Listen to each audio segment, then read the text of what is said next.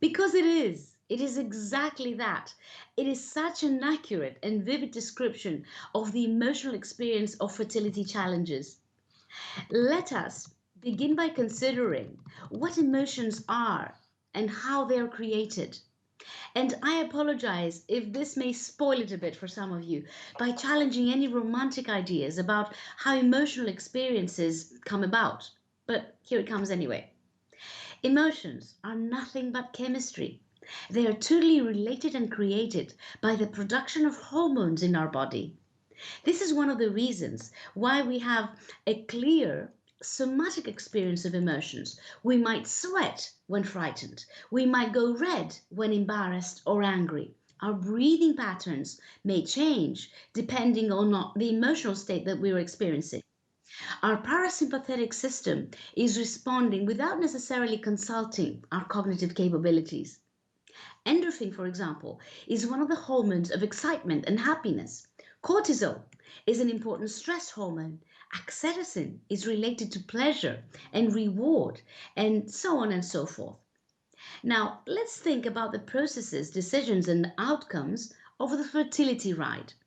Yes, no, now, later, go ahead, wait. Ups and downs in the process itself are the name of the game. And to make it a little bit more challenging, we have many nerve wracking waiting times in between. In the beginning of any reproductive cycle, whether you're at the stage of TTCing, trying to conceive spontaneously, or following ART, the assisted reproduction therapy protocol, you start with action and hope. You're working towards a specific goal with a desired outcome.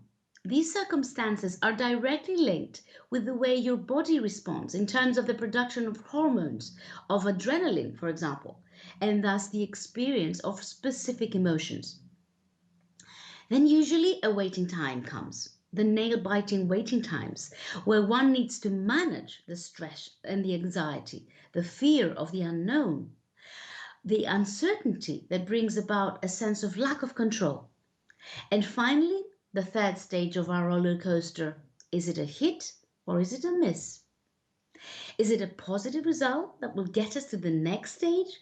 Or do we need to reconsider, to reevaluate, to reposition ourselves within the process? So, hell yes, it is a ride. And it can be a scary ride, and one at the same time that is exciting. Emotional management is a very important skill within the fertility and subfertility journey and within any life's journey, really. It can make the difference that makes the difference in our experience, in our relationships, and most likely in our outcome. And that is the reason why I highly recommend and urge you to get valid and reliable psychosocial support when traveling this path. I have been through it myself, and I have made it my mission to provide personalized psychosocial support to people in this life stage, respecting their unique needs. Because no journey is the same.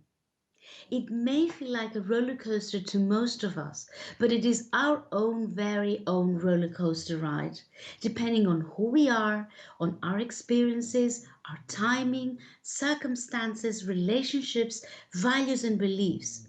That marvelous, unique work of art that each of us is.